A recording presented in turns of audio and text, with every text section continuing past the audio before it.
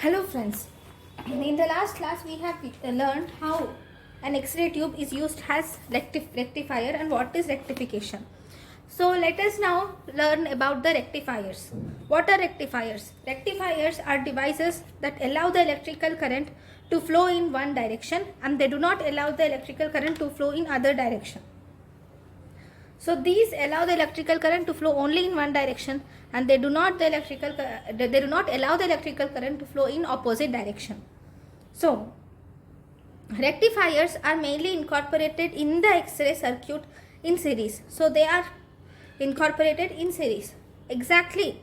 Series means exactly that the same amount of current passes through the rectifier and through the X-ray tube, but voltage will get divided between the rectifier and X-ray tube, meaning that if there is 6 amperes of current is passing through the rectifier, or the same 6 amperes will pass through the X-ray tube. But if there is 4 volts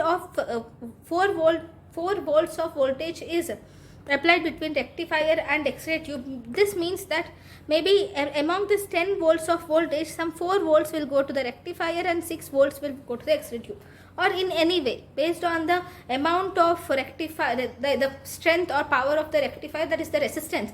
More is the resistance of rectifier, more voltage will the rectifier takes. Okay, so this is the important thing. Next, if you see the high voltage rectifiers can be divided into two types. One, we have vacuum tube type or thermionic diode tubes, or the second type is solid state composition rectifiers. So high voltage rectifiers can be of two types. One, they can be vacuum tube type, which are also called as thermionic diode tube rectifiers. The second type is solid state rectifiers. Vacuum tube type or thermionic diode tube rectifiers are not used now, whereas solid state rectifiers are used now. So these solid state rectifiers are smaller, they are more reliable and they have longer half-life. Selenium is the first material which is to be used as solid state rectifiers. These solid state rectifiers have smaller, more reliable and longer half-life. Whereas the selenium is the first material to be used as solid state rectifiers. In 1965, high voltage silicon rectifiers are utilized, and nowadays most of the X-ray generators belong to this silicon rectifiers. Selenium rectifiers are not used now. Now mainly the silicon rectifiers are used. So what is a semiconductor? Rectifier is mainly made up of semiconductors. So we can say that these semiconductors are the hearts of the rectifier. The heart of solid state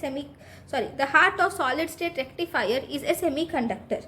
This semiconductor usually is a piece of crystalline silicon.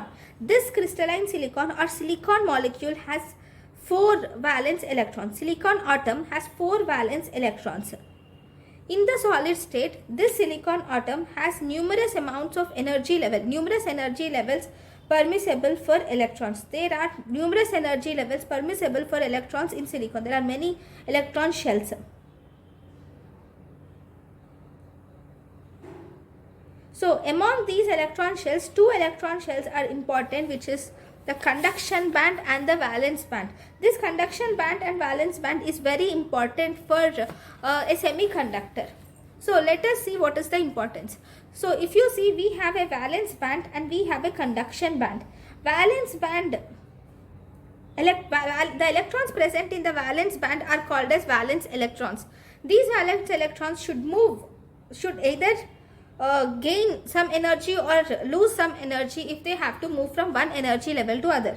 If valence electrons have to move from one energy level to another energy level, they should either lose electrons or gain electrons. That means if there is, see in silicon, if this is the silicon consists of many energy levels which will help in movement of electrons. So valence shell of silicon will have 4 electrons. Okay, so it will have 4 electrons. For any of these electrons to move from one shell to another shell, it should either lose electron or gain electron. So here the difference in the energy is very less. So as a result, the resulting energy, either if it has to move from outer to inner shell, like from outer to inner shell, if they have to move, it will lose some energy. This energy lost is either given as heat or light, and it is very less. Now the electrons are present in valence band. Most commonly the electrons are present in valence band, and these electrons will move to the conduction band. If the electrons present in the valence band are called as valence electrons. If the electrons are present in the conduction band, they are actually free electrons. They are free, meaning that they do not correspond to, they mainly correspond to unfilled energy levels. So these are free electrons and they do not have any binding energy. Okay, the electrons in conduction band are free electrons. They do not have any binding energy. So that means they are not attached to the atom. This is the valence band. Just above the valence band, there will be one more band which is called as conduction band. If the electron moves from this valence band to conduction band, in such situations, this electron will become free and it does not have any binding energy to the nucleus. That means it is not attached to the nucleus, so it moves in the semiconductor. This electron will start to move in the, and it will move freely in the semiconductor. Okay, now, but there is one important thing is between valence band and conduction band. Between these bands, there is some energy gap is present.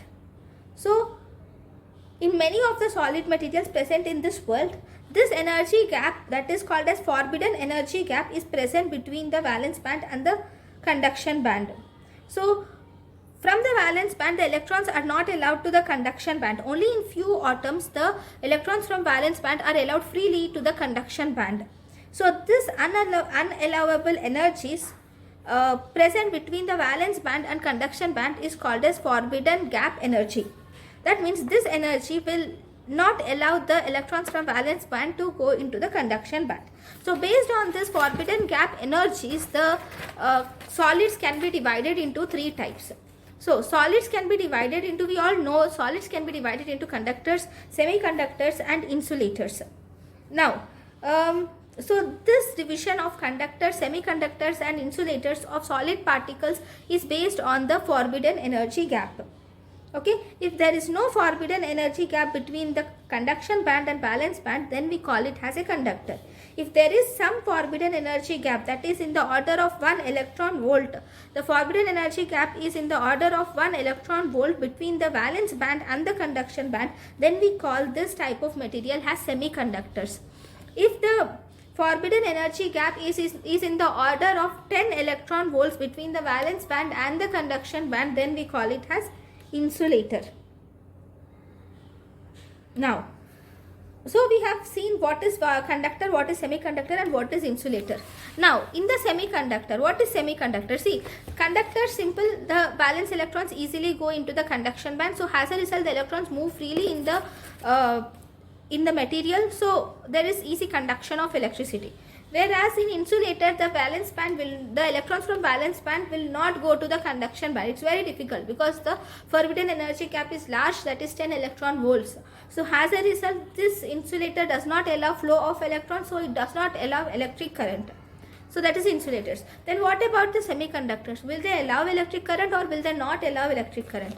So the conduction of current in semiconductor is mainly dependent upon the temperature. So for a semiconductor at absolute zero temperature, all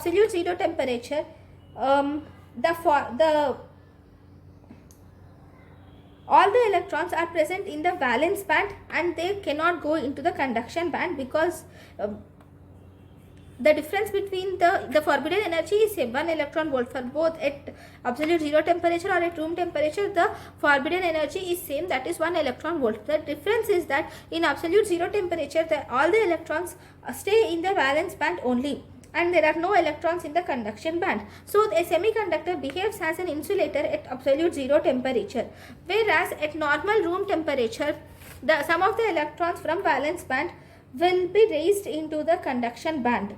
So when the electrons from valence band are thermally raised into the conduction band, then this will conduct electricity and this so at room temperatures it will conduct electricity. So a semiconductor is a material which at low temperatures, that too at absolute zero temperatures, which acts as an insulator, whereas at normal room temperature it acts as a conductor, and thus it will conduct electricity. Insulator will not have if this insulator will not have electrons in the conduction band at normal temperatures also, whereas conductor will have electrons in the conduction band at room temperatures also. So at all temperatures electrons will be there in valence band and conduction band in conductor, whereas no electrons can go into the conduction band in insulators. Then there are two different types of semiconductors. Types of semiconductors are of two types. We have N-type semiconductors and P-type semiconductors.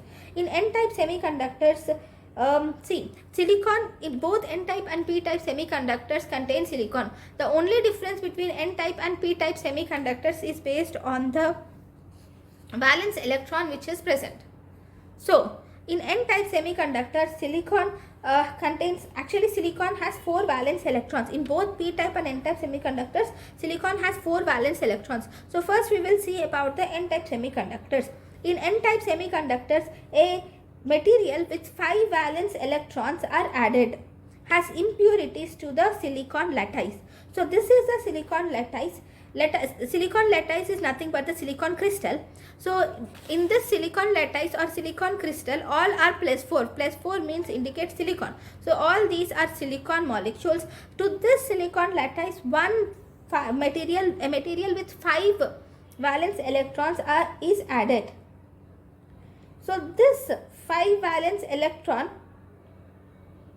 so in this 5 valence electron, that means it has 5 valence electrons, 1, 2, 3, 4, 5.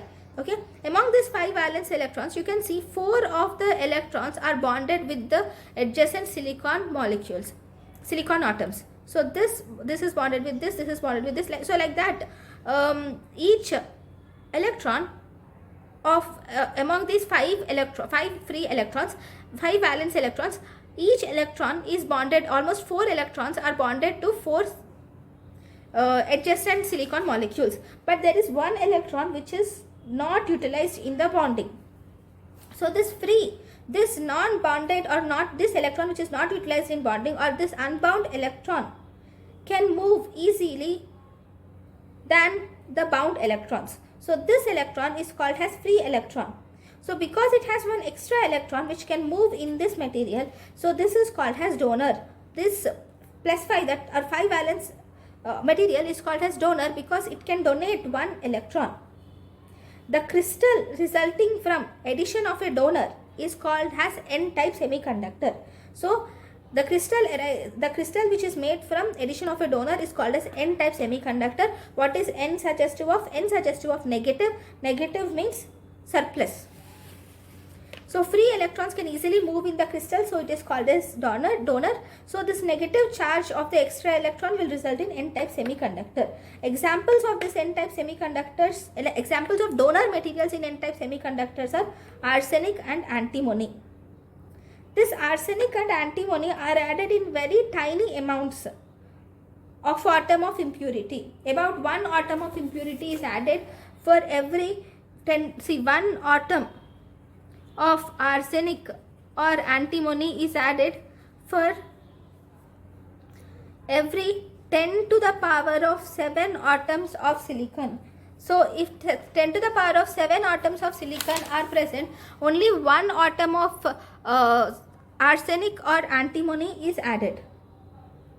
So the donor electrons only require, because it is a semiconductor, this donor electron only requires 0.05 electron volts of energy to raise from valence band to the conduction band. Whereas the valence electron of silicon, this normal valence electron of silicon requires around 1.1 electron volt of energy to move from valence band to the conduction band. So this donor electron can easily move from valence band to the conduction band.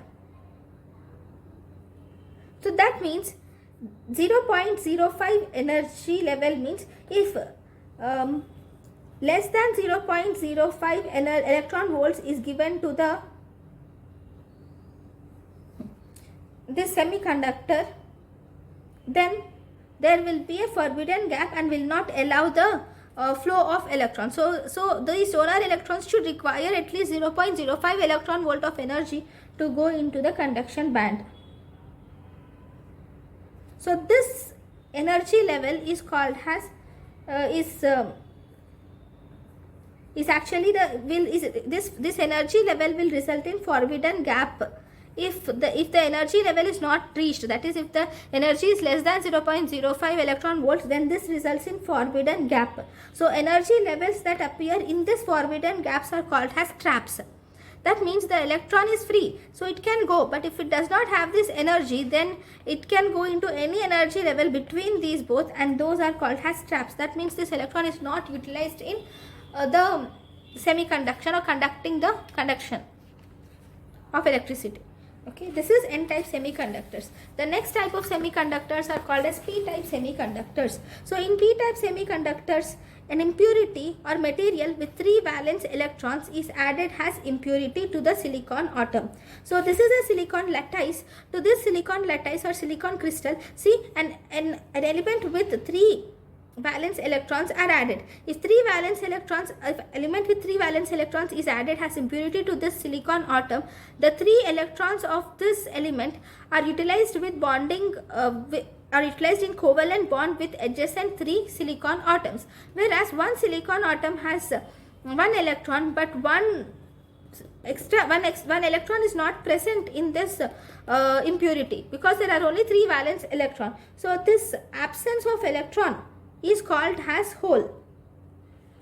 Since the hole is positive particle, this is called as P-type semiconductor, which is P for positive.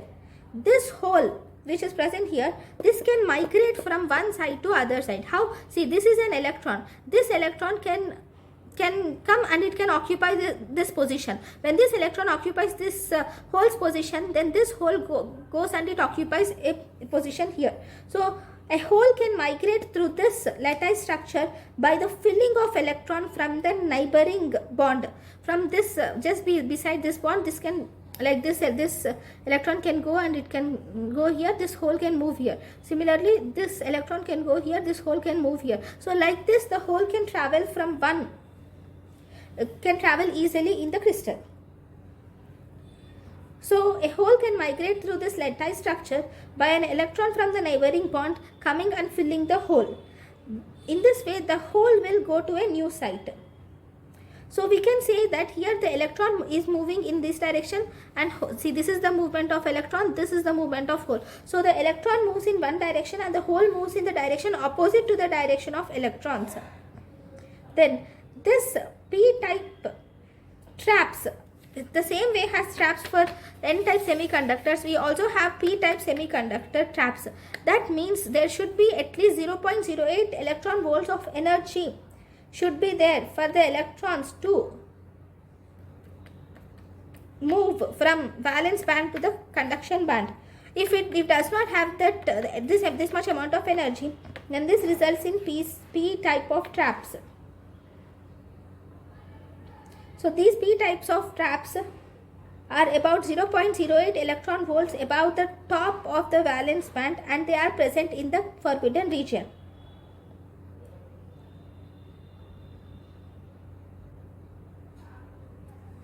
So the P type of semiconductors, examples of the these examples of these example of material with 3 valence electrons include indium, gallium and aluminium, and these are P-type impurities. So these P-type semiconductors are also called as acceptors. N-type semiconductors are called as donors, whereas P-type semiconductors are called as acceptors. So these are the important points about the N and P type of semiconductors. Next, using this N type and P type of semiconductors, we have the actual junction diodes, which are PN junction, or which are also called as diodes, or these are the actual solid state rectifiers. So a PN junction diode is mainly formed by a complex process in which the P type and N type of materials are combined together to form a single crystal. So when p-type and n-type semiconductors are joined, this results in the formation of p-n junction diode. N-type has more electrons, it has rich in electrons, whereas p-type is rich in holes. There are more holes in p-types, there are more holes in electrons in n-type of semiconductors. So when a junction is formed between p and n-type, the electrons which are present in n-type will move to the holes present in p-type. So electrons from the n-type move to the holes present in p-types. So the electrons will occupy holes in the p-type. So on the p-type here there will be negative bond, whereas the holes will migrate to the n-type. So these holes will result in positive bond. So electrons leave the n-type material and they leave the positive charge or hole on the n-type of material, whereas p-type acquires negative charge. So here there is positive charge, there is negative charge. So as a result, this creates something called as depletion layer. So this depletion layer has a junction potential that is exactly opposite sign to the designated materials. That means an n-type material has a positive charge, whereas p-type material has a negative charge in the depletion layer. So this depletion layer will not allow the electrons to flow from n-type to p-type of material, because this is negative, this is positive, so again this is negative. So this will not allow the electrons to pass to the p-type of material. So the junction potential, the potential of this depletion layer is 0.7 volts. So junction potential of this in silicon, the junction potential is around 0.7 volts. So this device which is formed by the p-n junction is called as diodes, and these are nothing but the solid state rectifiers. Now there are two ways. If the solid state rectifiers or p-n junction diodes, just imagine a solid state rectifier or p-n junction diode is connected to the electricity. If they are connected to the electricity and negative terminal is connected to the n-type of material, whereas positive terminal of the battery is connected to the p-type of material, then the electrons from the negative end will flow, and they'll reach the n-type of material. This n-type of material have electrons and they have the energy which is required to overcome this junctional force. They have the energy to overcome the depletion layer. So the electrons from n-type will flow to the holes in the p-type. So there is flow of current, flow of electrons occurs from n-type to p-type material, and the electrons will reach back to the positive end of the battery or current. So this type of flow of electrons is called as forward bias. So forward bias is seen when the negative pole of the battery is connected to the n-type of material and positive pole of battery is connected to the p-type of material. So this is forward bias, which allows, where this forward bias will allow the flow of electrons. So electrons will flow from n to p. See, electrons will flow from negative to positive, so n to p. So when electrons will flow from n to p, the current will flow in the opposite direction, because the flow of current is always opposite to the direction of flow of electrons. Then what is reverse bias? A reverse bias is that, see, in reverse bias, this is here the positive end pole of the battery is connected to the n-type of semiconductor, whereas negative pole of battery is connected to the p-type of semiconductor. So when negative pole is connected to the p-type, here negative pole is connected to the p-type, so electrons will go here, and they occupy the holes present in the p-type of semiconductor. Now these electrons cannot pass through this junctional layer. So as a result, in reverse bias, this is called as reverse bias. In reverse bias, no current can flow through the circuit. Okay, so one thing that we have to remember is that the flow of electricity or current only occurs when the positive pole of the battery is connected to the p-type of semiconductors and negative pole of the battery is connected to the n-type of semiconductors. In this situation, the electrons will flow from n terminal to p terminal and n-type of semiconductor to p-type of semiconductor, and current will flow in the opposite direction, that is in the direction of this arrow.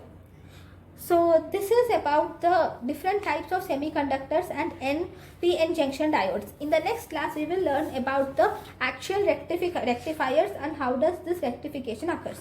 Thank you.